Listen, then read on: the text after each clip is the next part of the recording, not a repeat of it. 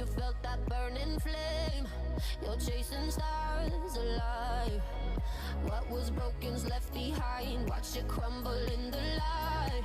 Nothing can stop you now. See the colors of the sky slowly turn from black and white. Rising hope, bright as gold. And now there's nothing left to lose. So we're breaking all the rules. And they don't know what we know. But I can hear the thunder from afar. A lightning in the dark. I can feel the fire come alive. So calm before the storm, so dark before the dawn. Oh, I can see the fire in your eyes. In your eyes. Oh, I can see the fire in your eyes. In your eyes. Oh, I can see the fire in your eyes.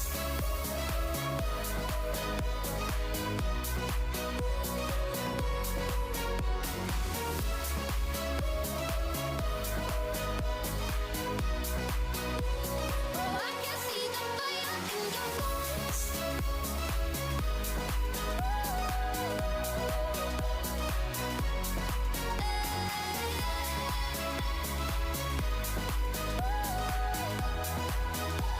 Oh, I can see the fire in your eyes. In your eyes. Oh, I can see the fire in your eyes. In your eyes. Oh, I can see the fire in your eyes.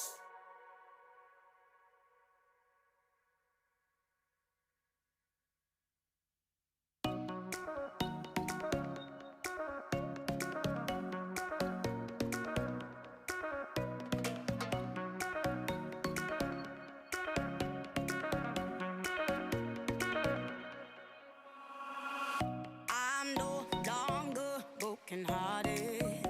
So glad I came here tonight. And I see you got what I wanted. Baby, you got what I like. I can see that you're watching me come over, talk to me, need you to give me a sign. You got that something sweet that don't come easily. It's what I need tonight. I came here for love, someone to hold me down.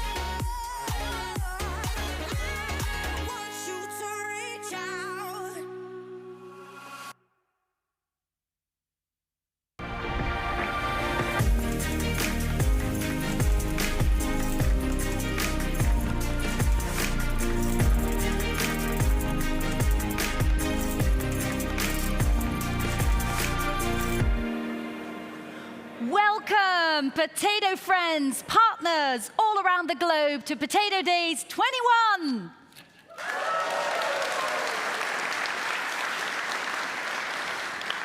A very, very warm welcome for all of you from Metz-la-Vier, a small village here in the north of the Netherlands where big things grow.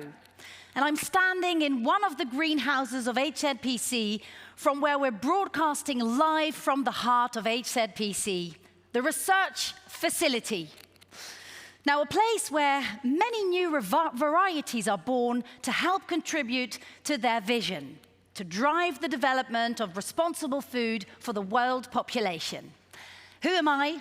My name is Emily Zipson, and I'm your proud host and moderator.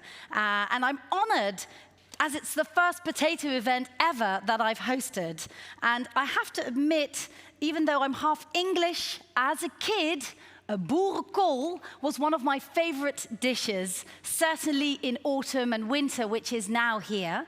And boerenkool, or kale, is a typical Dutch dish with mashed potatoes and sausage, or vegan, if you like, with gravy. Oh, let's get started before I get too hungry. Now, we've worked with the team very hard behind the scenes to create an inspiring program for you. And it will be a mix of table talks, keynote speakers, some short clips, and breakout sessions. And our main theme is all around the future of the potato and how we can keep each other growing towards a bright future. And on top of that, we have a live chef cooking for us. And she'll be cooking something very special, and I'll get back to that later. Because most of you are joining us online, we believe interaction is key. And therefore, we invite you, also here in the studio, in the greenhouse, but also there, to join the conversation with us simply by using the chat function and respond or vote on any upcoming polls. And don't worry, they're not many, but please interact with us. And are you watching the live show with a group and you don't have access to your own screen, make sure you open your personal link via your mobile phone to still be able to let us hear your digital voice. Now, I believe you should have received an email by now with this link, and all your questions and remarks will show up on my screen here. I have a screen there at the desk.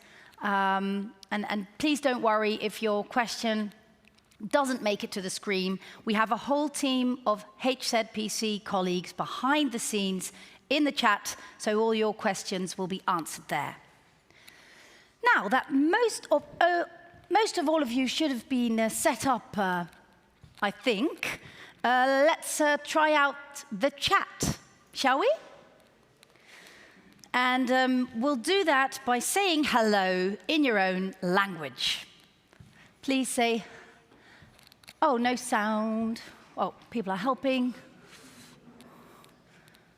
So please say hello in your own language. Moi. Wow. Zdravo.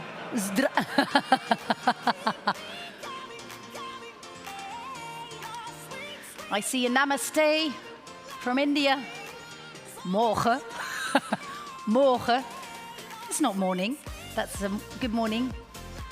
Ah, great. Great to see you all tuning in. Super. Super. Thank you so much. Last year, we hosted the Potato Days online for the very first time, and what a success it has been. We've welcomed viewers from over 90 countries. That's incredible, isn't it? Though most of you are watching from your office or home office, we also have a few guests here live in the studio, as I said, so maybe you can say hi to everybody. Wave, yeah. Thank you so much. And while we're connecting with everybody, let's connect to France. Yeah, we'd also like to give a special welcome to the viewers in France who are watching together from their brand new HZPC office in La Chapelle d'Armentières. Bonjour! Yeah, bonjour et bienvenue. Yeah, great that we can be connected this way. Now, dear friends, please grab your phones, as I'm very curious to know where you're all tuning in from the world. Now, it's good to know we've created an interactive map, and you'll now receive a pop-up asking for permission to share your location with us, so we get to know from where in the world everybody is watching. Now, when you're doing so, in the meantime, I'd like to welcome a very familiar face for most of you probably, or maybe not. Please welcome HZPC CEO and co-host for this afternoon, Gerard Baks.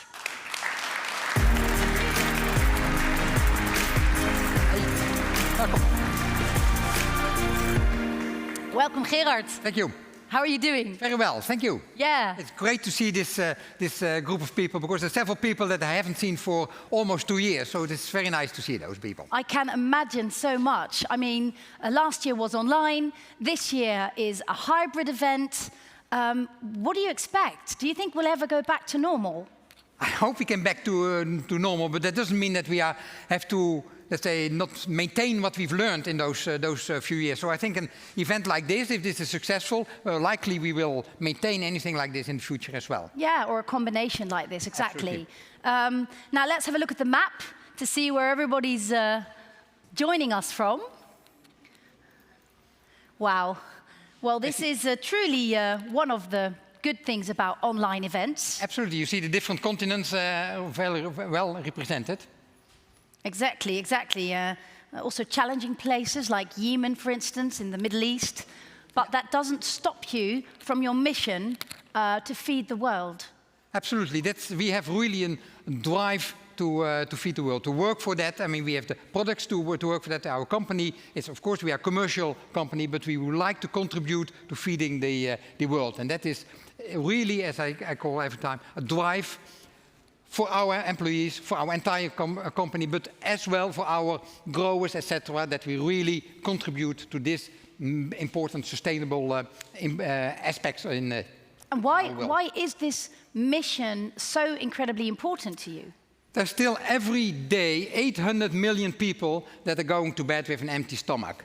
I mean, that is one of the major things that we have to overcome in the world. And we are, of course, living here in a pleasant, wealthy part of the world, but most of the people aren't. And we have to work also that may help those people to their lives, and at least food is one of the basic things, of course, in that. So let's help that they can produce locally the food for their need.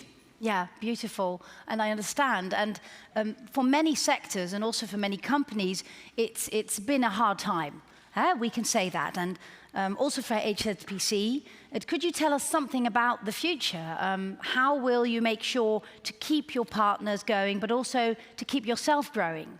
Yeah, it has been a difficult year, but nevertheless we have a lot of opportunities for the future. We hope to talk about a few of them this afternoon. And that is, let's say, keeping us growing. And that doesn't mean ourselves. That means anyone, all our stakeholders involved with that. That is really a mission, or that is really any message that we would like to pass on to all our stakeholders. Thank you. That's what we absolutely want. Thank you. Now, we said it earlier, but the main theme is keeps you growing, for growers, for clients. And with that in mind, what do you hope for today in the best scenario? Now, for today, of course, this question was what the people are, let's say, how many new people are connecting to us. We've seen last year that 60% of the people that were connected were people that didn't attend our Potato Days before. And so if we have a kind of ratio like this again, then we are reaching out to a lot of people, much more than we ever did before. Well, that's great to hear. And as I've been asking most of the questions up till now, maybe on this note, you have a question for the audience. The question basically is what people are really like to, why they are, have they been with us at the Potato Days before in the live events, or is it the first time that they are attending this Potato Day? Yeah, well, let's find out. On your screen, you'll see a poll pop up, and simply click the answer that suits you best. Have you ever been to the Potato Days before? Yes, in the Netherlands. Or yes, I joined last year's online event. Or yes, both. Or it's my first time. I can't wait. Now, while we're waiting for the results, Gerard, were you always attracted to agriculture and the potato industry? I mean, how did you end up working in this industry? I mean, I assume you love potatoes, but... Yeah, but I've always had a great interest in agriculture. Why particular potatoes? I've grown up in an area where potatoes were grown. I did go in potato fields as a youngster, hogging potatoes, etc. That's what I've done. But the main thing was that when I went to school, I always passed trial fields at the trial station, and that did inspire me to choose for plant breeding studies. So that's why I developed myself further in this métier, in this business. Thank you, and for quite some time already. Yeah, I'm now 20 years with HZPC, and I've been in the seed business before that, yeah. Exactly. Thank you for now. And finally, what are you most looking forward to in the programme? Thank you. What are you most looking forward to in the programme? Looking forward really for good discussion and that people get inspired of what we are saying and what we are doing as a company. Exactly. Let's have a look at the answer of the poll. Yeah. I see a lot of people have been here before in one or the other way, but again, 23% haven't been here before, so they're for the first time. So that's, again, with the numbers that you've mentioned, quite a group that we are connected to. Yeah, that's great. Now, thank you so much for this moment. Looking much forward to co-hosting the 2 table talks in a moment. Wishing you a fruitful event, and see you in a bit. Yeah. Thank you. Gerard Baks.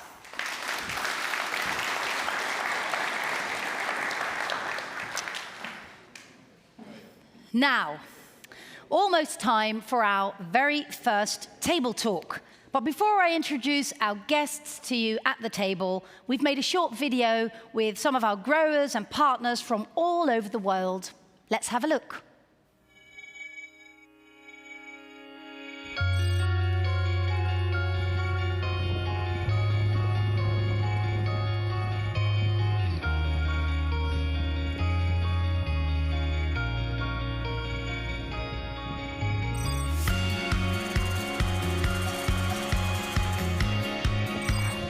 Hi Potato World, this is Franco from Uruguay, and today I want to share the hype about Sunred.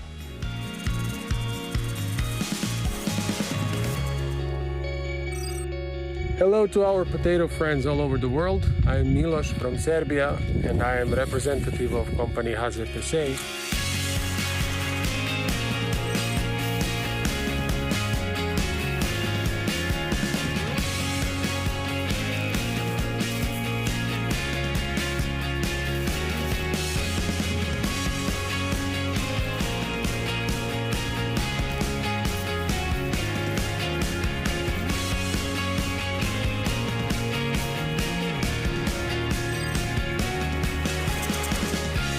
Hello, I'm Philip Cruz from the Netherlands, and I'm living in the Flevopolder. We're growing here innovators of the variety of the HZPC, and we're doing it for the big French fries.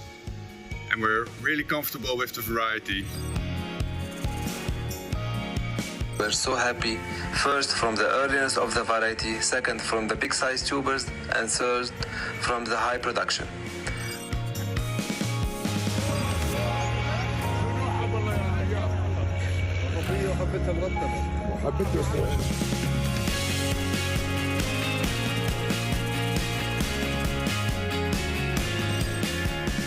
Sababa from Buenos Aires, Argentina.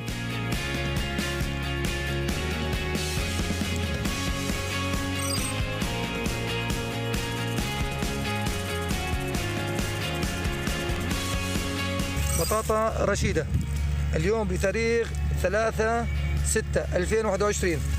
الله يبارك له. هذا بإشراف المهندس علي زايد شرف أبو عمران.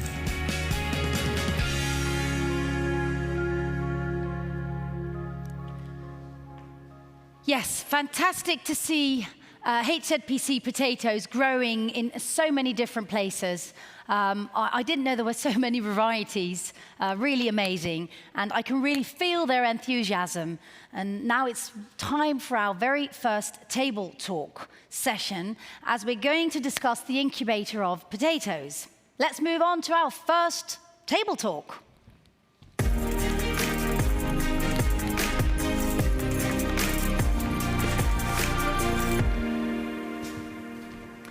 Yes, we are here in Metz-la-Vier, as I said at the beginning, the place with the fertile delta soil for seed potatoes. And from here in the Netherlands, they've been exporting seed potatoes to more than 90 countries for decades in order to feed the world. And I'm interested in what developments are happening and what is needed to keep on growing. Now, please welcome at the table, right at the back, Peter Berghuis, a Dutch seed potato grower and chairman of LTO's working group on seed potatoes for 5 years now. Welcome. Thank you. Joining us via Zoom, Jasper Spikker, and he's a business advisor from AgriTerra, a leading NGO who fights for better potato production in Rwanda and the surrounding countries in Africa. And then in the middle, Romain Koels, CEO of the World Potato Congress, which will take place for the 11th time in 2022. And he has more than 30 years' experience in the global potato sector. And of course, here on my right, CEO Gerard Baks. So I'm in good company with all these potato experts. And before we start, I'd like to mention again, I can't mention it enough, please put your questions in the chat. We need them. We want to interact with you. We'd like to hear from you. But let's start off with a poll question, my friends, for everybody also here in the studio and at home. And the question is, seed potatoes must be grown locally. Seed potatoes must be grown locally. Now, what do you think actually here at the table? Peter? It is possible, but is it possible everywhere? That is the question. Thank you. Let's keep it short. Yes. That's great. Romain? I think there is certainly an option to grow it locally, and perhaps more than ever, if the circumstances and everything is available, as Peter has been saying. On the other hand, of course, it's depending on your market. If you have a united market like Europe, of course, that might be different, all depending on the transport strategy. But there will be basically both of them have an opportunity, I think. Thank you. And Jasper, what do you think? Well, I think right now it's only logical that it's being done in the Netherlands and some other European countries. But in the near future, it will be very much possible in Rwanda, but also in the neighboring countries here, like Kenya, Uganda, and Tanzania, also Congo. So I think there are definitely opportunities. It's also already happening, but still it's small scale. But the potential is definitely there. Great. We'll go into that in a bit, Jasper. Gerard, looking at the results of this poll question, what can you say? I think quite clearly, everybody's a big group is saying where possible we should facilitate that, and that means that there's a clear message in that we should facilitate it. And my point is very clearly that we have to be very clear on what can be done locally, but can everything quality-wise be done locally? That's the big question. That's the big question. Now, Romain, now we know that the Netherlands is the incubator of potatoes. Is it sustainable to continue exporting seed potatoes worldwide from such a tiny country? Again, it's depending on where you want to export to. You know, Belgium is a major customer of the Netherlands, but that's next door. Of course, if you look at other parts of the world, if you talk about new potato areas, potential potato areas in Africa, South America, and even Asia, I think there will be a dramatic change coming up, because those countries will, of course, be dependent on the start to have seed brought in, and that might be seed potatoes or basic seed or whatever coming from this area. But I think that, and you see it already now in those new areas like Kenya, some of these countries, Sub-Saharan Africa, are developing very quickly. And there you see that it's not so obvious, first of all, to bring them over there on a sustainable way, because of course 80% of the tubers are water, don't forget it. And secondly, they make things quite difficult there. They don't feel happy by bringing in product which they can grow locally. And just like we are here embracing local, also there people are embracing local. Right, thank you. Is this recognizable, Jasper? Yes, it definitely is. Of course, every country has its own story, but sure. Yeah, the governments here, they also have their own varieties, which they are proud of and which they believe in. But I know HZPC, for instance, in Rwanda now has 2 varieties that have been recently approved. So it's not impossible, but often you have to go through a very long procedure to get them on the list. But it's possible. So I only would like to encourage HZPC to continue the route they are already on. Thank you, thank you. Now, from Rwanda, and I'll get back to you soon, Jasper, moving back to the Netherlands. Peter, you're a seed potato grower on the fertile Dutch clay, and you represent the interest of many fellow growers. Where in the Netherlands precise are you growing the seeds? I'm growing seed potatoes in Kloosterburen in the north of the Netherlands. Kloosterburen? Yes. Okay, and why is the Netherlands the best place for seed potatoes? The Netherlands is a place with a very fertile delta. We have a good sea climate. We have each year 40,000 hectares of seed potatoes in the Netherlands, more than any other country. Yeah. And a very large part of the seed potatoes used in the world come from the Netherlands. Why? Quality? I hope so. And finally, the Dutch seed potatoes have a very important for the food production in the world. Yeah, yeah. So basically we should just take that clay blow some sea climate to other places. Yes. But that's, I know, it's a dream. Yeah. Now from growing in the Netherlands back to growing in Rwanda, Jasper, what is your view on local growing over there? And is it also possible in countries like Rwanda? Yes, it definitely is. But especially if there are a lot of farmers in the room, what you should realize is that the situation is entirely different. When in the Netherlands and in Europe, you have a strong winter usually. Here, there's no winter and there are 2 to 3 seasons possible per year. So it means that, well, there's a high disease pressure. Diseases and fungi, they don't die easily. So it's quite difficult for farmers to cope with those circumstances. And also, Rwanda and the region here is very densely populated. So also the fields they use are quite small, often less than 1 hectare, neighbored by other farmers that are growing potatoes. So you can imagine that the influences of what's happening on different fields, neighboring those fields where seeds could be multiplied, are not always positive, let me say it like that. So there's a lot to be done in terms of regulation, but also in terms of capacity building of the farmers. And 90% of the seeds here that are used are still of informal heritage. So people often don't even know what they are growing.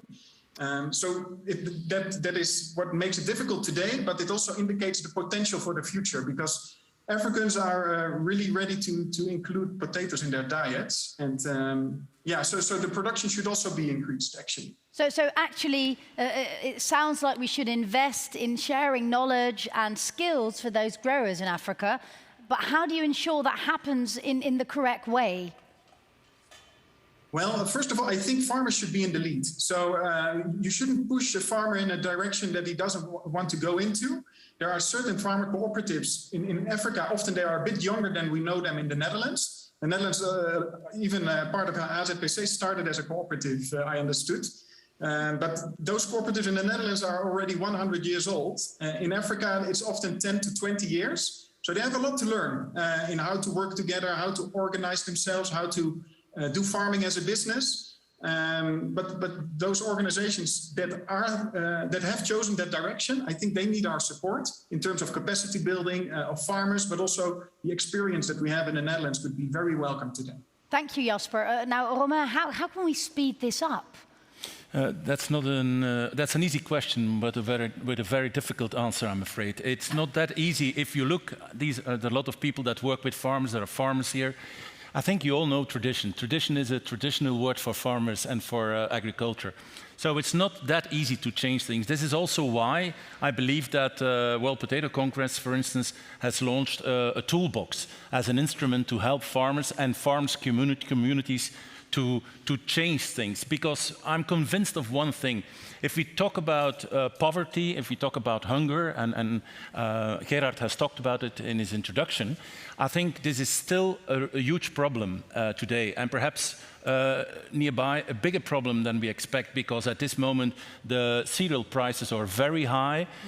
Rice is a problem, and to be very honest, potato is one of the most sustainable crops and commodities as a staple food you can grow. So the opportunities are there. The only thing is, of course, how to bring people towards growing potatoes, marketing potatoes, and there we need a common effort.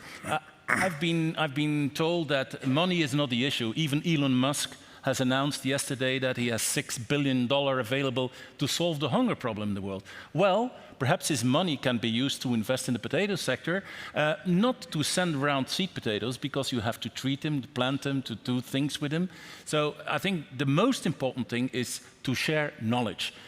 They really need people that can help them to deal with seed potatoes, to store potatoes and to market them. Right. Now, Gerard, listening to our experts, and particularly this subject also, what will the future look like in 10 years? And do you think we'll grow more locally also there? Yeah, I think finally, if you want to grow the, let's say, better potatoes in the world, we have to grow the seeds locally, but still you need the basic seeds, and the basic seeds probably can only come from a few places in the world. So if we can really use the Netherlands as a very basic seed producers, and then transport it to all the countries, and then with the knowledge transfers, where Romain is talking about, getting that locally produced, whatever countries in the world, then we will contribute hugely to the food production in the world. So partnership is also very important. Very, very important, because it's not just simply transporting the potatoes and getting them there. It's a very vulnerable product. You have to know what to do with it. Yeah, right. Thank you. Let's have a look at some questions from the audience. The first one is from a Dutch grower. Is my job as seed potato grower in danger? Well, let's make this a broader question, just growers in general. Jasper, to start with you. To be honest, I don't think so. Currently, of course, I'm reflecting from the African context, but yields are still at 10 to 12 metric tons per hectare. So, and if farmers want to increase their yields, and food security is a very important issue in the years to come. So farmers have to increase yields. Governments expect it from them. Consumers expect it from them. They need proper starter material. So they need seed potatoes of good quality. So I think, especially in this part of the world where economies are growing in double digits every year, consumption is increasing, and also the need for quality seed potato is increasing. So I think there will be definitely a huge increasing demand for seed potatoes from Europe. Thank you. Peter? No, I don't think so. But we have risk in the Netherlands, and we have a lot of knowledge. We have research in the Netherlands. Yeah. And we must make use that for the problems. And so we can grow with seed potato in the world. Thank you. And Romain? I think farmers are often called nowadays agricultural entrepreneurs. And if they are acting as an entrepreneur, they don't have to be afraid of the future, because they have to look the challenges in the eyes, and they are there, and they will certainly produce for those areas. But we have to be aware that people over there are looking for collaboration. They are not waiting with their hands open to receive the seed potatoes. They will be part of that process, and they want to know what's going on. And that's the big challenge for all of us, I think, to set up collaboration on equal level. Exactly. And finally, because there are quite lots of questions, I see also questions coming in about hybrid potato, but we're doing that in the second table talk. So finally, I think for the subject here, we talk about there's no danger for the sweet potato grower. There are dangers, but those dangers are coming more for the rest of our society in Northwest Europe that are not recognizing the importance of our business in, let's say, growing sweet potatoes and bringing them to the places in the world to feed those people. That is not sufficiently recognized by the societies in the Western world. And with this, I have to end this first table talk. But thank you, Peter, Romain, Jasper, and Gerard. Thank you for sharing your views and insights. Welcome. Welcome. Now, let's check in with our chef. Hello. Elise. Hey, or Lady Turkey is what you call yourself. Yeah, that's what I call myself. Yeah, that's a great name for a chef. Thank you. Nice to meet you. Nice I understood actually that you were one of the finalists of the famous TV show MasterChef. And now you're with us. Yes, exactly. We're lucky. Now, what is your favorite ingredient to cook with? Besides potatoes? Besides potatoes. Okay, yes. No, I love to work with citrics. So with lemon, with lime, and with oranges, and with fresh herbs. So I have parsley oil. I don't have the herbs itself, and I have some lime juice with me as well. That sounds delicious. And what are you going to prepare for us? Of course, a potato dish. Yes, I'm making a gratin, a colorful gratin with purple in it as well. Wow, a purple potato. Yeah, exactly. You have those as well. But it's all about the white one today. What kind of potato is that? The hybrid. The hybrid potato, exactly. I'm cooking with the hybrid potato, yes. Now, it's good to know that we'll go into this hybrid potato during the second table talk. So we'll tell you all about it. But before we do that, we have some couple of other things. Good luck, Elise. Thank you. I'll check in with you later on. Yes. Yes, as you know, we're at the research facility of HZPC. And this is actually where all the magic happens. Where HZPC tries to make a difference in the world by creating varieties that can be grown anywhere and under any circumstances. And I'm sure you're curious to know what the facility looks like. Well, in a short moment, Robert will take you on a quick tour, and right after that, Michiel ten Duis, Senior Head of Marketing at HZPC, will present 3 future-proof varieties. Let's have a look.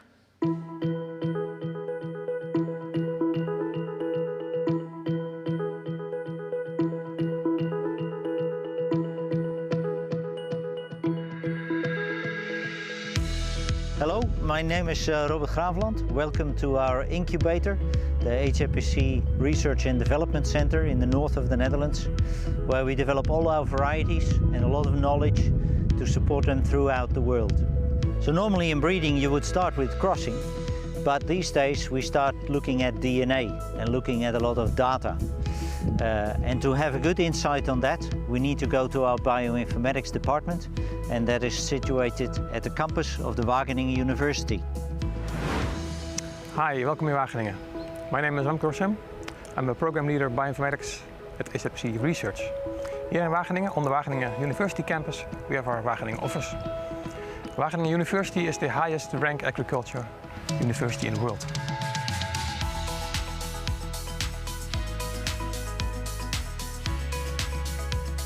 This is our office. This is where part of the bioinformatics group does data analysis. We try to cooperate with other companies and research groups here on Wageningen campus. We're trying to unravel potato genetics, mainly by doing DNA sequence data analysis. And together with the research teams in Metz-Levier, we try to make data-driven breeding possible. So that's all for Wageningen. Let's now go back to Metz-Levier. Welcome back at the HZPC Research and Development Station. So we have now seen the DNA, we have touched data, and that enables us all to make the right combination of crossing parents to develop the breeding program. We are now in the crossing greenhouse, where we stack all the desires of our customers, of our growers by crossing. and stacking the traits to build the sustainable, future-proof varieties.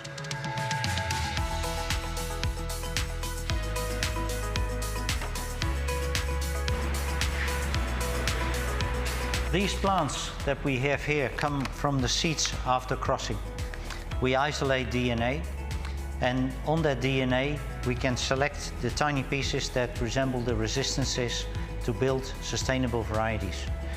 In this way we select only 15% and saturate the breeding volume, and that's the start of a saturated breeding program to meet our customer, client and global demands.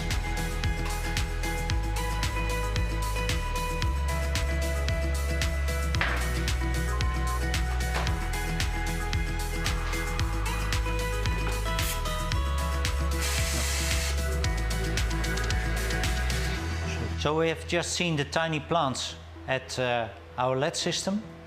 From there we sample the plants for DNA, and with the molecular markers we check if all those plants have the stacked resistance genes to build the sustainable varieties. And with that we can select for a highly saturated volume as a start of our breeding program to work towards sustainable varieties for all our market segments.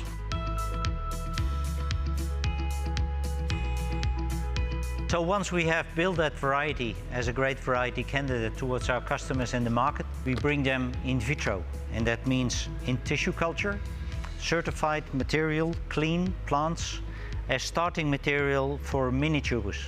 Mini tubers are the start for our seed potato growers, the start of vital seed potato production. So when we have finally built all the genetics into a variety, it's also good to bring that potential to high level. For that, we talk about vital seed potatoes. In this piece of research, we can measure all kinds of biochemical elements and connect them to the vitality of the seed potato.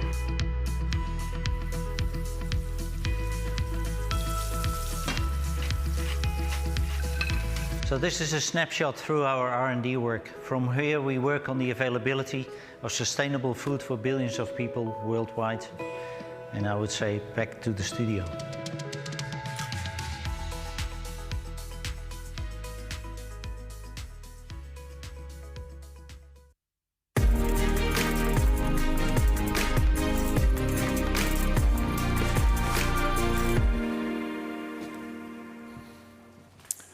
For much of human history, the world has been dominated by wilderness. Its landscape was full with forests, shrubberies, and grasslands.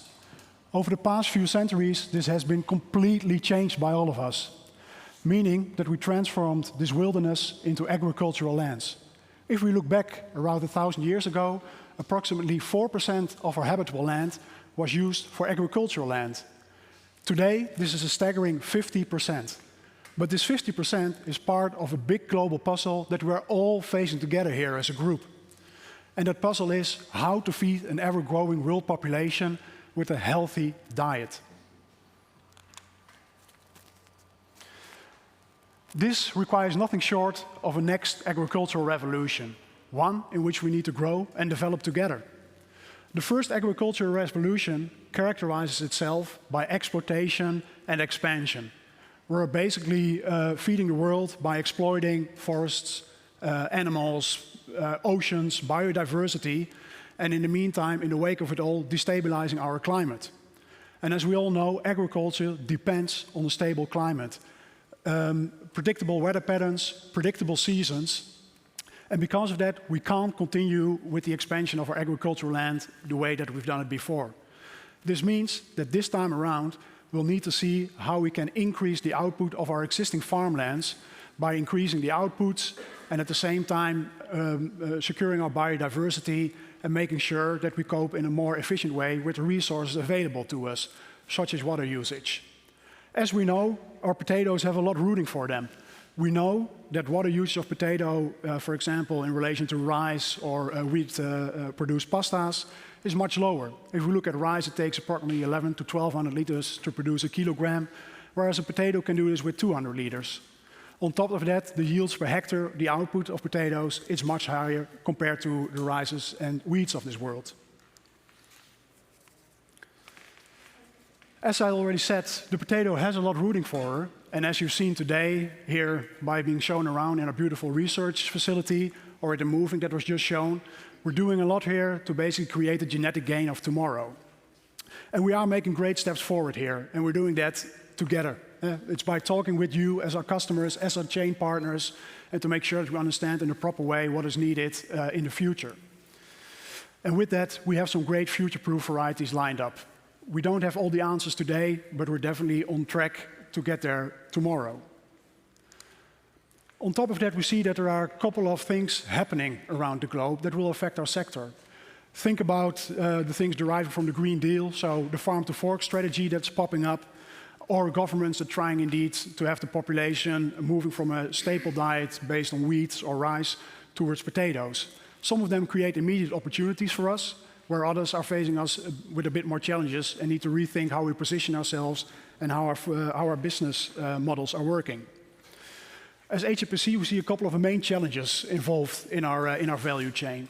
And we define them as the reduction needs of the uses of crop protection, pesticides, but also the usage of, in a more efficient way, of the resource available to us. These challenges ahead can feel overwhelming. And it's difficult sometimes to think, especially alone, on how to navigate this maze of legislation, opinions, but also to find a route, indeed, in the end, to navigate on these hard-needed changes. I always think back then on what Desmond Tutu once said, and that said, we often think that we have to do spectacular things. Yet if we remember that the sea is actually made of drops of water, and each drop counts. Each one of us can do our little thing where we are, and those little bits can come together and almost overwhelm the world. Now, with that in mind, we developed our Even Greener model. The idea is with the Even Greener model that we can look at our varieties today and on how they contribute to certain traits that build towards a more sustainable tomorrow. Those traits have been developed together with partners in the value chain, and we identified them around marketable yield, crop protection, fertilization, storability, and freshwater usage.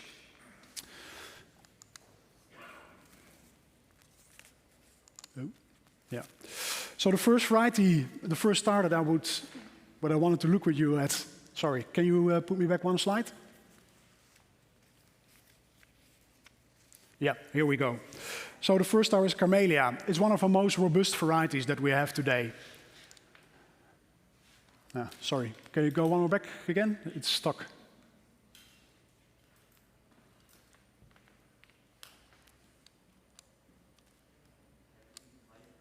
No. I will continue just talking, but Camellia is the most robust variety that we have. Yeah, there we go. Where we see that basically it fits the whole chain. So from seed producers until consumers. And it's making efficient use of the nutrients available to her in one of the most efficient ways possible today. And with the climate changing facing us and the water shortages that we have, it's important to have varieties in our portfolio who can cope with these kind of challenges. And with Cayman, we believe we have a variety in our portfolio answering these challenges. With a tuber size of medium to big and a nice oval shape and a firm texture, Camellia is a variety that's well appreciated by consumers and used in dishes, for example, with boiled, baked, and mashed potatoes. The target for the variety is at global scale, so we feel that we can position it basically anywhere. And on top of that, the target use is in the traditional and retail chains. The next variety that I would like to discuss with you is our star is the Cayman. It's a very robust variety which can be grown under very harsh circumstances, and we have many of those.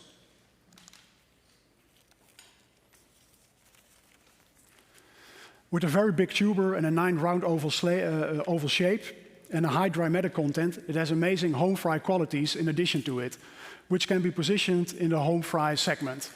And yeah, as we all know, we all like a home-prepared home fry plate of fries. So there it's a variety that can play a good role.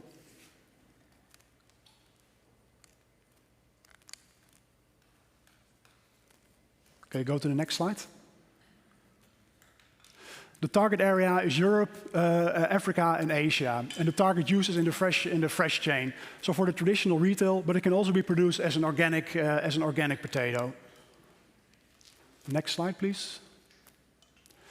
And then the last one that we have lined up for you, Emmanuel. With her deep yellow color and creamy taste and firm by texture, it's a variety that's well appreciated by our consumers.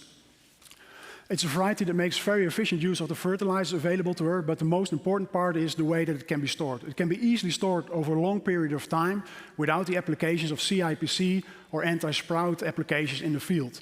And with that, it fits perfectly in the trend that you see, for example, in the European Union of having zero residue ware products available to our consumers. Next slide. So with our medium, big and long oval tubers and a bright, smooth skin, it's a variety that fits perfectly in a premium retail segment. Next slide, please. It's mainly focused at the Europe market, but there is still export potential, of course, outside Europe into the European market. And it's mainly for the retail segments where consumers will be looking for a variety like this. Next slide, please. Yeah, so with this, we believe that we have a set of varieties that are basically making us ready and preparing the way to tomorrow. As like we said, we need to make it step by step, and we have some varieties that will bring us closer to the end goal of having an even greener and more sustainable tomorrow. Next slide. So I would like to ask you to please visit the website where we do have the model, the even greener model ready, and where you can have a look at it. And within that model, you can see how our varieties fit your even greener vision of tomorrow. Next slide. And I would also like to ask you to join the breakout sessions, which will be hosted by my colleague Hans Langendijk, who will explain you more about the model and the varieties that we have in our portfolio. And also, please do reach out to us on how we can engage in a discussion with each other to discuss these even greener varieties and basically move into a sustainable future with each other. Thanks for your attention.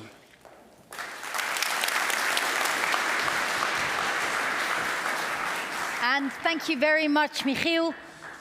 If you have any questions for Michiel, put them in the chat and they'll be answered. Yep, all right. Thanks a lot. Thanks.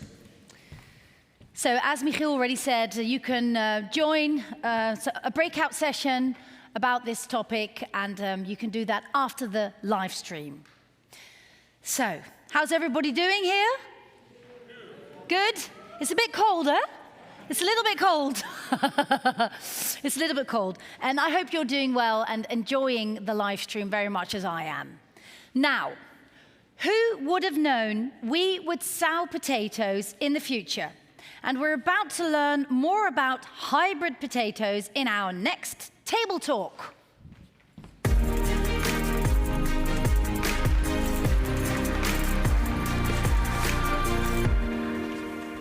Yes. Hybrid cars, a hybrid event like Potato Days 21. The word hybrid is everywhere these days. But what it really means for us is hybrid breeding.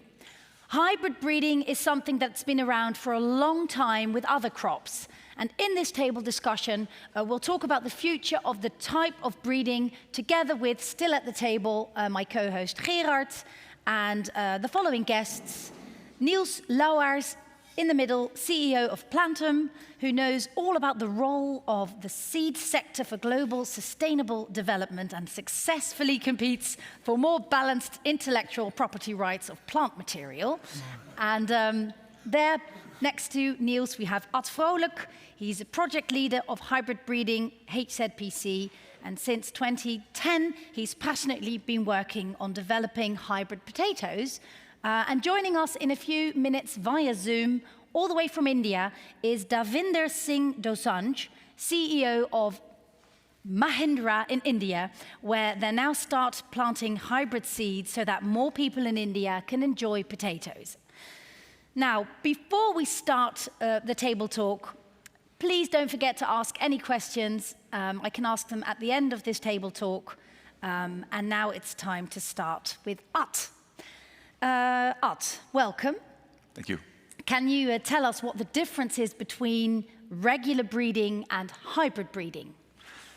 Well, in principle, the regular breeding, the traditional breeding, is basically selecting plants that you like intercross them and find something in the progeny which suits you. Now, to give it a bit of a twist to be able to explain it to you, I brought dice, which is not a very accurate to really Feels like you're going to do some kind of magician Yes. act. Let's play poker. No, it's not as complicated, but very often it's being described as if it's a completely new and a new revolution in plant breeding. But basically, for potato, it is something very innovative. Basically, in traditional breeding, if I would represent one variety left and right, the way those dice are placed on the table is really the way they look to me, the way they taste. Basically, if I were to cross these two, of course, my objective would be to combine the two traits. So if I then throw them together, that's one single plant. Of course, I can look for the traits that I like, but every year we introduce more traits to look for. So as Robert explained in the movie, we are transforming our R&D into a big data company. This is going to complicate our work more and more because we can only control the things that we can see. And many of the traits are governed by genes that we have no clue about. Now, moving to hybrid breeding, we do a little bit more work on our parents. And just imagine that the dice in both parents are all having the same number. So if the perfect combination would be a 6 and a 5, then one parent will have all sides of the dice 6, and the other one, all dice will have 5 on all sides. You can easily predict what will come out. That is the big power of hybrid breeding. So you spend more time on finding the right parents, and then you already know what will come out in the end. So it's all about control of the genetics. Control of the genetics. Well, thank you for this detailed... And if I may add one thing more? Yes, sure. In principle, it's the same genetics. So let's be clear about that. So this beauty here, that's actually the potato that's being used in the kitchen. And it's growing from this true seed. Right. So... Thank you, amazing. Let's check if Robert is still there in our neighbor greenhouse, right in between the hybrid potatoes.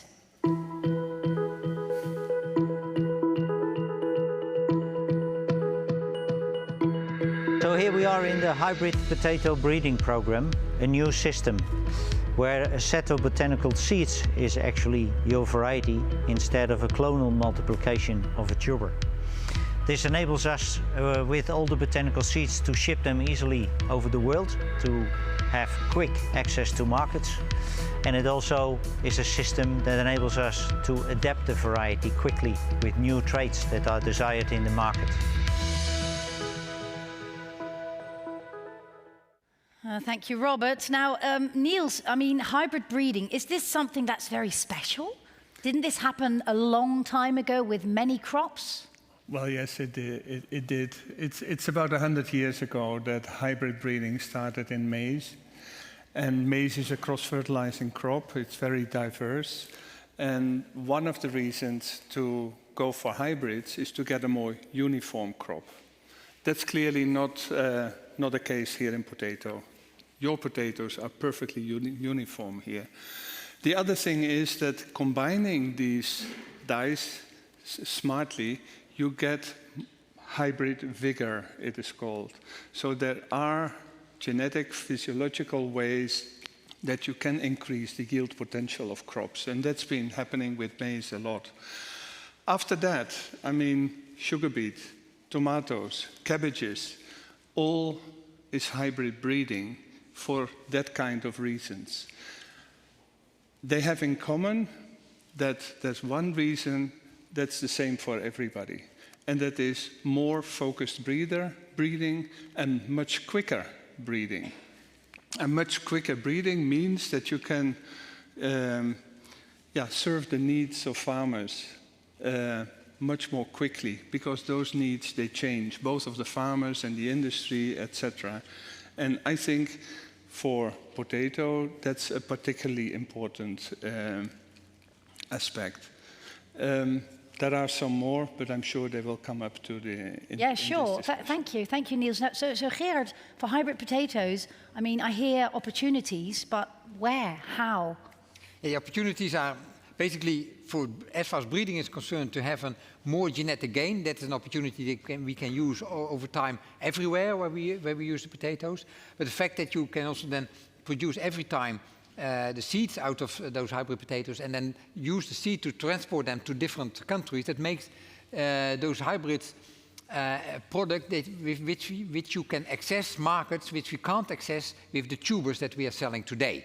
And there are many countries in the world where we can't get our tubers to. And that means that farmers in those areas, they have to work with existing varieties and maintain their own seeds. If you can get the seeds easily, and Ad has there just the seeds. Now the amount of seeds is the same number as a few containers of seed potatoes. Yeah. If you can transport that to those countries, then those farmers can grow that over there. So that doesn't mean that we are, let's say, replacing what we are doing with the tubers today, but we create access to markets where we don't have access to at this moment. And this is especially for central of Africa or the central of Asia, like India, for instance. And there are many, many people living over there, and they need the food for the future. Exactly. And talking about India, Gerard, let's move to India right now. India, the second largest potato production country in the world. Joining us now is Davinder. Davinder, welcome. Hello from India. How are you? I'm good, thank you. Well, you start sowing hybrid seeds in your country. And what is the added value of hybrid seeds for India? Oh, it's a welcome addition to the seed potatoes in India. I think it has the potential to address two major challenges we face in India. So one of the challenges is majority of the seeds travel on an average more than 1,000 kilometers in ambient temperatures for 3 to 4 days, which causes quality issues during transit. Typically, transport cost is 20 to 30% of the total cost in the hands of the customer, which is quite high. Additionally, transport also adds to pollution as we know it. Now, the second challenge is that 98% of the potatoes used in India are not certified. Hence, quality issues compromise productivity. Hybrid seed potatoes, as we see this, are expected to improve the quality significantly. The process is much faster, so there is less chance of diseases. So India consumes around 50 million tons of potatoes annually. It has almost doubled in the last 15 years and expected to more than double in the next 20 years. So we are very positive about this new technology for the future of potatoes in India, because the area is not going to grow so much for us to improve the production. Hence, the new technology can chip in there for us to achieve better productivity. Yeah. Thank you, Davinder. Well, that sounds great. It is. I mean, they're totally ready. Yeah, they are ready, waiting for the product. So exactly, yeah. Exactly. Now, if you take all these answers in consideration, what can you say for hybrid? I mean, what is your hybrid dream for the future? The dream for the future is that we really can create potato varieties and improve the potato varieties relatively quickly, so that you can replace them every few years with better varieties, high yields, better resistances, whatever. And in that way, really contribute to food production in the world, and especially, again, in Africa and Asia, there where the people are living. Yeah, so as a result, there'll be less hunger. Absolutely. Yeah. Thank you. Let's have a look at a poll for everybody. And the poll question is, the future is hybrid. And you can either choose absolutely, some hesitations here, or only a hybrid car for me. So, as people are filling that in here at the table, is the future hybrid, Davinder? Yes, for us, I feel certainly it is, because everybody has talked about so many positivities. And as I already mentioned, for our current productivity level of 22, 23 tons per hectare. If you want to achieve 40 tons per hectare, I think hybrid true potato seeds can add a lot of value. Yep. Yeah. So the future is hybrid. Yeah. No, I'm glad with this, people are saying this like that. Exactly. Sure, a lot of questions still around it, but nevertheless. Sure, but that's positive. Now, if you want to know more about this, then Gerard will go into depth about hybrid breeding. He'll do that in the other breakout about CIP's perspective on delivering hybrid potato seed to small farmers in Asia and Africa. Now, shall we have a look at the questions of the audience? To start off with this one. Ad, can I start with you? Dutch grower, it says, but maybe also growers in general, is hybrid breeding a threat to the cultivation of seed potatoes? I think I can add on to Gerard's story. Really, our primary focus is really to reach a market which is not available to us right now. To pick out sub-Saharan Africa, for example, it represents 48 countries, and according to research, more than 50% of the global population growth until 2050 will take place in those countries. So, without having to debate about whether to choose our traditional potato varieties or our hybrid potato varieties, I think we can easily step over that discussion and really look at those new markets. Gerard?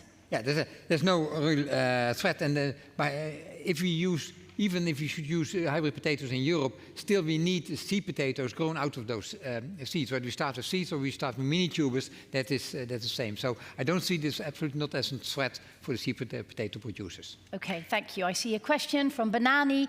What are the benefits for farmers who will use TPS varieties instead of conventional plants? Niels? That depends very much on the quality of the farmer. When you use, basically we are talking about two separate things. It's hybrid breeding on the one side and the use of true seeds by farmers on the other. And true seed potato has been there for quite some time, some 20, 30, 40 years already in countries like India. And many farmers find it very difficult to treat those very tiny seedlings, farmers who are used to put tubers in the ground. So you may have different farmers dealing with that, or you may have to have, you may need to have young plant growers providing young plants to, or mini tubers to farmers. So there you change a tremendous system, whereas in hybrid breeding, you simply, well, it's also complex, but you simply become smarter in breeding. That's not a totally different thing. It's totally different. So, yes, for farmers, it will be difficult to change to seeds just like that. Thank you, thank you. Do we have time for another question? Yes, we do. What is my future as seed potato grower when hybrid TPS comes to the market? That's the same question basically as the first one. Well, actually it is, yeah. Well, it's a hot topic then. Yeah, it's a hot topic. I can understand that, but don't see it as a threat. Really, there are a lot of opportunities, I think, for that. And if we can increase the use of our varieties in the world, then there are plenty of opportunities for the seed growers over here as well. Do we have another question? I see so many questions. Which one can I pick? Let me see. Too many. Once the hybrid technology is available, how would you control in which markets it's used? That's of course just a decision where let's say if it's just a variety, then you can. It is exactly the same discussion as you have today with a variety. It doesn't matter whether it is bred in one method or the other. So again, hybrid is just a breeding method.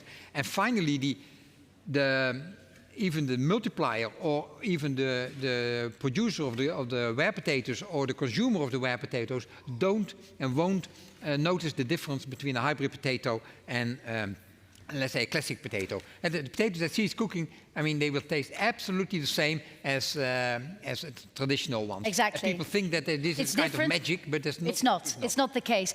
Considering the time, we have to finish this table talk. Unfortunately, Davinder, you can't taste what Elise is cooking, but hopefully next time. Thank you so much for joining us in this table talk, and also Ad, Niels, and Gerard. Thank you. You're welcome.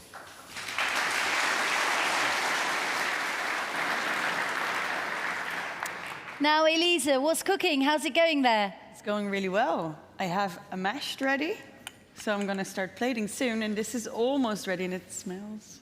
How's it to cook for you with so many people around you? Always, yeah, it's nice and a bit awkward at the same time. I can imagine. Well, it smells delicious, doesn't it? It is. And in a moment, we can all taste it. Now, time to listen to our next keynote speaker, Martin Kropf, and he'll tell us all about the role of the potato in facing today's and tomorrow's challenge of feeding the world. And after his short presentation, there's time for a Q&A, so please put your questions in there. Enjoy.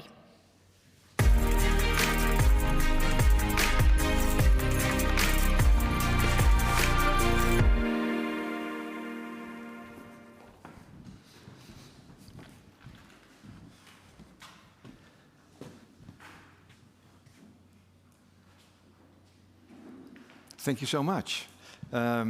It's wonderful to be here.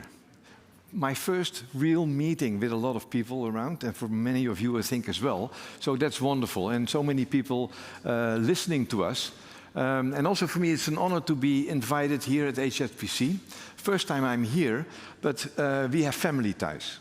My father-in-law, who was a hobby breeder, he had several varieties with HZPC, and he taught me how to select potato varieties. On the knees, in the field, in the clay.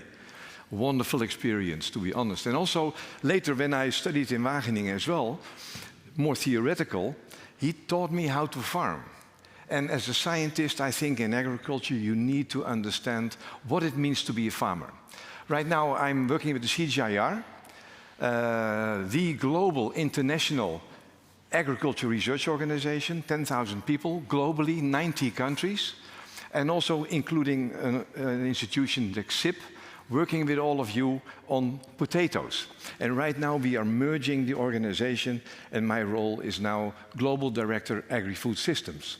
So very exciting, but what's more exciting is why we do it. And it's so interesting to hear that several Dutch companies, including HZPC, you heard Gerard this afternoon, indicating that it's not only about making money and business, it's also a mission, feeding the world.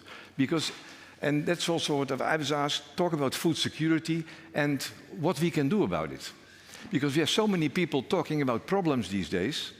In Glasgow, they talk about it the whole day, but so few people really work on solutions.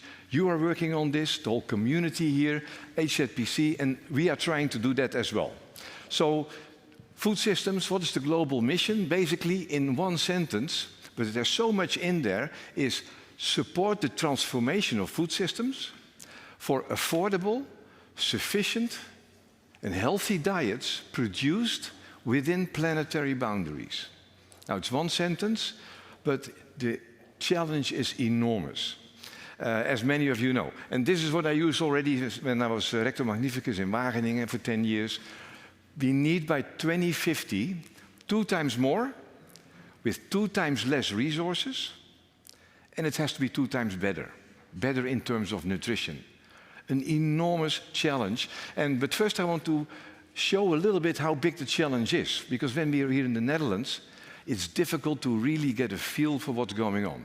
The last 6 years I've been working in the CGIAR, traveling to all the difficult countries in the world, in the south, so I've seen quite something. But I'm also a sailor. And I like sailing on the Waddenzee and the North Sea and so on. But I saw this movie, The Perfect Storm. Do some people of you have seen that movie? The Perfect Storm? No? Watch it. Scary. 3 storms come together, and then you can imagine what happens, and then you see a ship in there, and you don't want to be in such a ship. But many of us are in such a ship. So this ship is just on nice water, no problem, big sail still, but the storm is coming. We are beyond that stage. The storm is there, not here in the Netherlands, but in the global south. And I'm very happy that many of you and the colleagues online are taking care of this type of thing. What is the situation? Hungry people, today, every day, 700 to 800 million people are hungry every evening. This is a lot of people. So we hardly improved since the last 10 years. And mainly in South Asia, India, Bangladesh, Pakistan, and South Sub-Saharan Africa. The problem is that in the coming 30 years, we will have 2 billion people more in the world. Where will those people be? In South Asia, mainly, and Sub-Saharan Africa. Africa is going to 2 billion people. And then we have climate change. All these people in Glasgow, 25,000 people right now, discuss this issue. Everybody understands right now what's happening and try to solve the issue, but especially in South Asia and South Sub-Saharan Africa, crops are being affected. I'm a crop modeler myself, so our people in the institution, they started modeling for several crops. And then you see in Europe and the United States and so on, you see yields going up, like for maize and for wheat and things. But in Sub-Saharan Africa and in South Asia, yields are going down. So the challenge for research to solve those problems is enormous. It's not a small thing. So that's why we have to work together globally to make the crops more drought tolerant, heat tolerant, and I'm happy to see that HZPC is working on this as well. And with the CGIAR, with all our partners, the international organization, we work on those issues. So the challenge is enormous, but also wonderful. But COVID, on top of this, COVID comes in. And maybe you've seen on television, the World Food Programme gets now every year $9 billion to feed every day something in the order of 200 million people in Africa. So the challenge is there, right? And the whole system has been a setback of about 10 years. Now, maybe some of you have seen the EAT Lancet report, E-A-T. No? Look at it on internet. This is a game-changing document about healthy diets in the world. For me, it's too much Europe and American oriented, because how can you go to somebody mainly living on maize or wheat or rice in Africa, Asia, in the world? How can you tell them that they have to eat so much vegetables and so many very expensive crops, right? So we have to think really about transforming the system in a realistic way.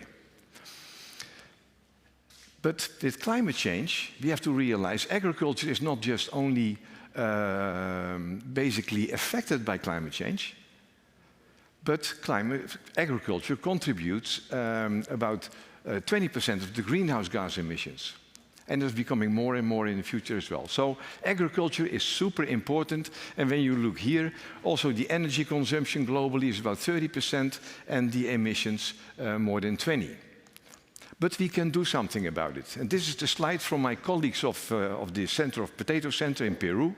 They sent me this slide, and basically indicating the potato is a wonderful crop. And the title is gone. I don't know why, but the title is basically one of the most promising crops in the world.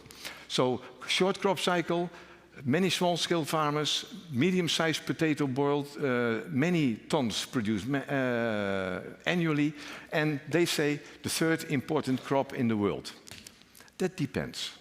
If you say in terms of value, yes, but of course not in terms of quantity and the amount of energy produced. So there's all kinds of ways that you can calculate this, but it's a very important crop. About 1 billion people live on potatoes. And we'll taste hopefully later today, because we smell it already, and I think everybody will be ready to try some of those hybrid potatoes, because I think that's really wonderful that we have such inventions.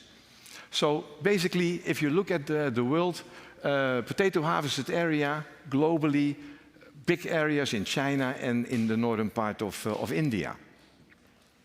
And here, maybe you can see later on the internet, you have the different crop varieties, the different crop species, rice, maize, wheat, Sweet potato, also a very important one. Soybeans and potatoes, different areas, but the value is more or less the same. So potatoes are very important in terms of value. Now, where are the high priorities? Here you see basically on the Indo-Gangetic Plains in China, but also areas in Africa. So something has to be done on potatoes in Africa and in the Indo-Gangetic Plains, and we find solutions. How do we do it? We need innovative research-based approaches, evidence, science-based approaches, and we have to do that together. As CGIAR, we work only with our stakeholders. We are a big organization, but for the globe, not so big actually, 10,000 people. So we are with the feet on the ground in all those countries, working with farmers, working with private sector, and working with the public sector. Now, everybody now talks about changing the food system. You must have seen on television and the UN Food System Summit that we had 2 weeks ago. Everybody says the food system has to change. But many people have no clue how complex the food system is. You know, because you are all involved in the system. It starts with the consumer, but then it has to be demand-driven breeding. Now, we heard today that this is being done. What do the consumers need? What does the farmer need? Then we have a seed system. How do we get the seeds to the farmers? And especially in countries like India and Africa. So crop, livestock and fish management, the next step. So post-harvest processes, and then we have markets. Now, my point is always, we can have an innovation, but we need innovation in the whole system. With just a new variety, you don't get there. With just new management, it's difficult, especially in the developing countries I'm talking mainly about, right? And without good governance, you don't get there as well. When you go to Africa and you say, basically, you have to do this and this, but you know, farmers have very often no money. So we need solid financial systems. And I know that HZPC is also moving into Africa and to South Asia. There's many issues that need to be addressed, but we have to work together. And in the CG now, we have the people working in genetic innovations, the resilient agri-food systems, and in system transformation. So a major challenge. We are completely reforming our organization. So right now we are moving from 12 centers to 3 big science units where we have initiatives on agronomy, initiatives on plant health, initiatives on breeding, seed systems, but also regionally integrated initiatives. This is completely new. We are starting with this in January in the big regions in the world where we bring these issues together. Better seeds for the important crops, better management, crops and livestock, and then better governance, better policies. Very challenging, but we are doing it, and I hope also that you, HZPC and other partners are willing to partner with us, because potato will be an important crop in that system. And then we work on targets, on impact areas, nutrition, poverty reduction, gender equality and youth, climate adaptation, mitigation, and environmental health and sustainability. So really a challenge, and science can help. There's many people are pessimistic. I'm always optimistic, but especially because science can really help. So this is the region where we are working. All the difficult zones in the world, to be honest. Let me talk about, for example, Afghanistan. And so we have 6 in those regions, 6 integrated initiatives building on those 3 components. Very challenging, very exciting, and from January onwards it will happen. We have some small examples, but we will be getting there. What will we do with breeding? We will focus on increased yield tolerance, disease and pest resistances, biofortification. Here you see the sweet potato, biofortified, and of course nitrogen use efficiency. For breeding, and many of you are involved in this, major challenges. We've seen some examples. This is what you've seen in your fields as well, I guess. Sometimes no adapted clones and adapted clones for specific traits. They're being tested globally by especially the institution of SIP. And I would like to ask your attention for, on the right side, drought-tolerant clone. As a plant physiologist, I thought drought tolerance in potato. Can you make a variety that is drought-tolerant?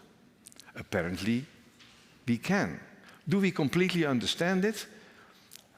Not completely, it's complicated, but it's very important that we have science working on this, making them drought tolerant. This is a joint project of SIP and HZPC, the different organizations.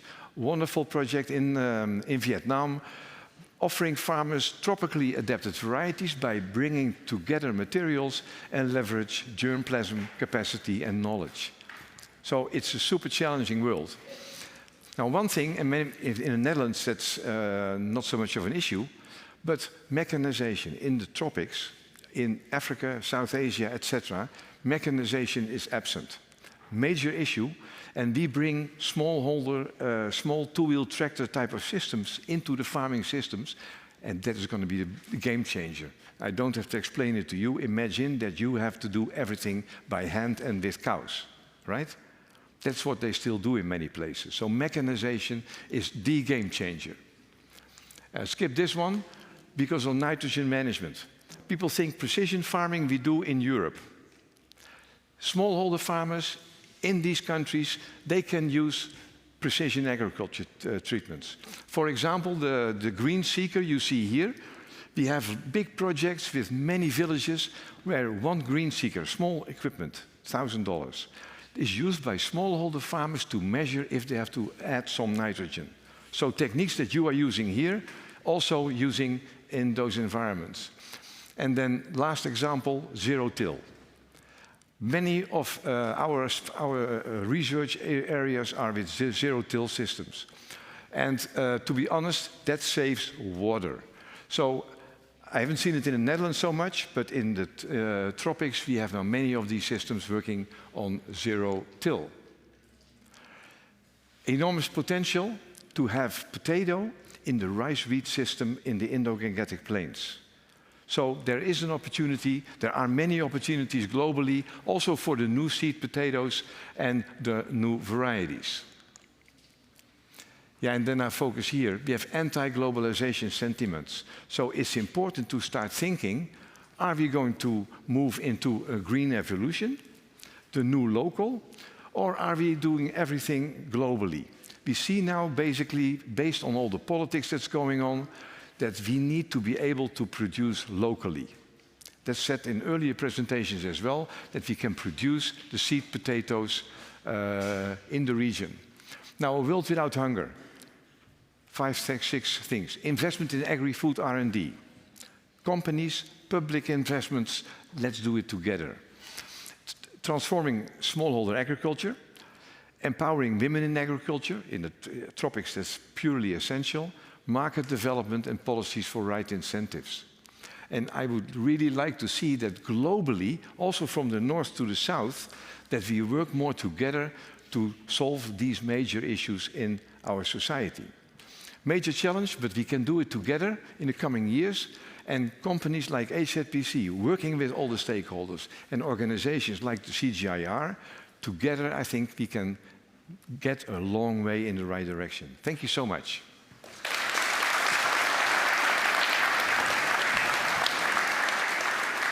Thank you so much, Martin, for sharing all these great challenges and opportunities in one. It's amazing and complex. Essential. Sorry? Now, I always tell my staff as well, come with a challenge or a problem, but also come with a solution at the same time. Exactly. Essential. There are many, many questions. We don't have time, but we'll pass them on to you. Excellent. And you'll all get an answer. So thank you so much for sharing your questions for Martin. I have one question now that we've picked. Hi, Martin. What would you advise HZPC to advance and meet the challenges, like breeding developments, and are legal changes needed to accelerate new varieties to market? Both. Breeding, and I really like the hybrid breeding because that speeds up the breeding. Because when you want a new variety, there's a problem. When my father-in-law was basically breeding, it took 14 years for a new variety. 14 years. We have no time. Hybrid breeding can speed it up, but also, and that's a very good question, because legal opportunities. We have breeders' rights here in the Netherlands, so we can build on the varieties of each other's. And I'm not personally so much in favor of patenting of genes. I really like the breeders' rights approach, where we can really share, because, you know, we have a problem globally. We have to build on each other's shoulders. Thank you. Thank you for now, Martin Kropf. Thank you.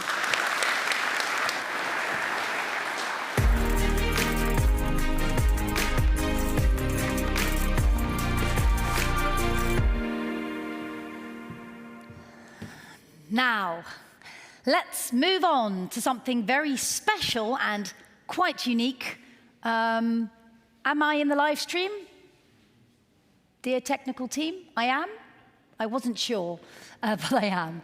So let's move on to something special and unique. As I just said, we're going to announce who won HZPC's first ever Giving Grower Award. It's the first time.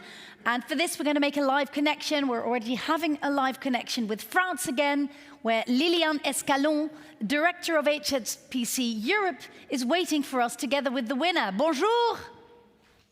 Yes, bonjour. Bonjour, Émilie. Can you hear us? How are you? Yes, very well. Thank you. And yourself? I'm fine. I'm fine. How is the atmosphere there in France?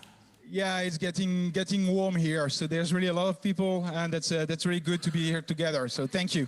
Oh, we need that heat. We need that heat because it's rather fresh in here. But Liliane, why are you giving away this Grower Award? Yes, you know, as you know, these days is all about keep you growing. And with keep you growing, we also thought that putting the focus on growing seed potatoes, giving a focus to our seed growers, and also giving the focus to one of the most innovative seed grower here in France was really a true message to embody and to prove that we, as a HZPC together, we are focusing on keeping on growing. Great. Great, that's a fantastic initiative. Now let's find out. I think he is standing next to you. Who is the winner?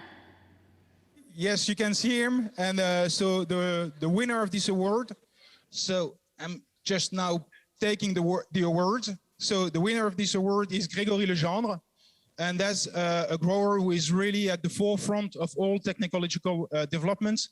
So among them, to be sure that I also going to speak to the specialist, is, for example, one of the very few having a smart grader, an optical grader to grade his seeds.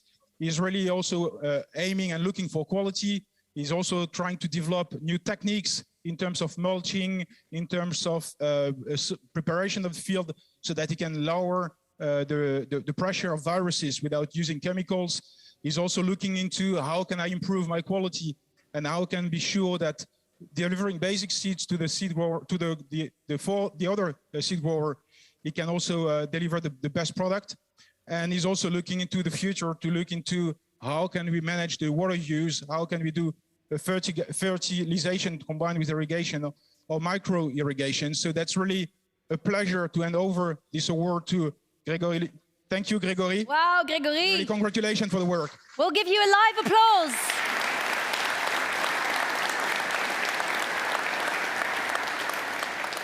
Well, once again, congratulations, Grégory, and keep up the good work there in France. Au revoir et merci. Thank you. So far, my French. Okay.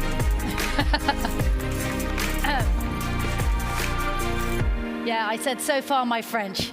But I used to sing in French, but maybe another time. Now we have some tasting left to do, and I see Elisa has already, or has started serving the dish. Elisa, sorry to interrupt. How was it to cook with hybrid potatoes? Any difference? No, it's exactly the same. Exactly the same as normal potatoes. Now, gentlemen, how does it here taste? For everybody, 2 dishes. How does it taste? I'm really curious. And for the audience here in the room, don't worry. You'll all get to taste this. And for everybody at home following the live stream, maybe Elisa has inspired you to start cooking with potatoes, hybrid potatoes, and you can treat yourself to delicious potato dishes at home. So how does it taste? Art? Excellent. I'm very happy that it tastes excellent. There was a lot riding on it this time. Sorry? There was a lot riding on it this time, so right, I'm happy right. it tastes good. And Gerard? It's very well cooked, and it's, of course, whether it's a hybrid potato or not a hybrid potato, as expected, there's no difference for that. No difference? No difference. No, great. I see Niels is enjoying... Yeah, I am. I think there's a good reason that she won the cooking contest.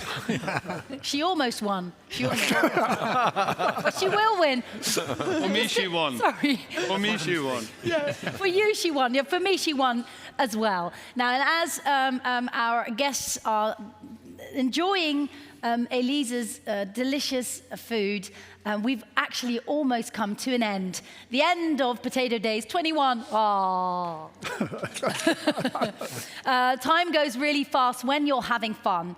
Thank you so much for joining us during the live stream. I truly hope it was inspiring for you and that it will help you to grow further with us together.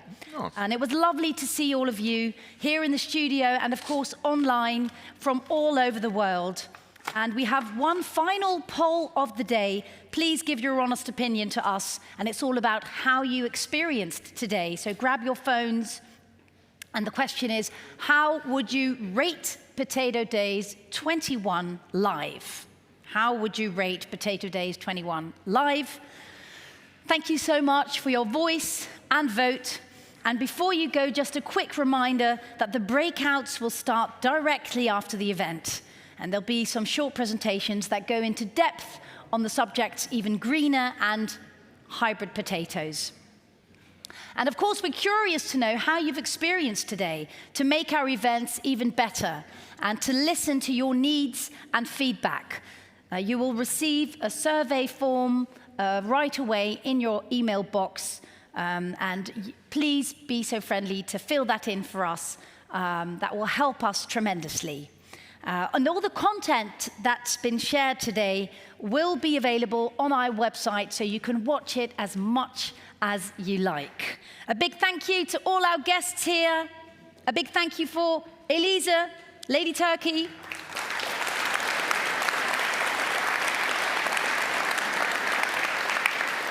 And I'd like to thank HZPC. I'd like to thank the technical team that have made this possible.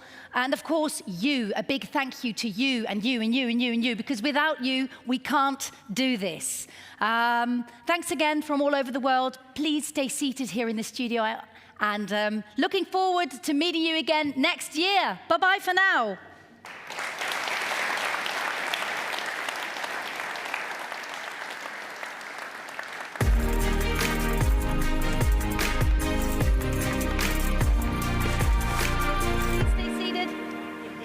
Yes. Thank you.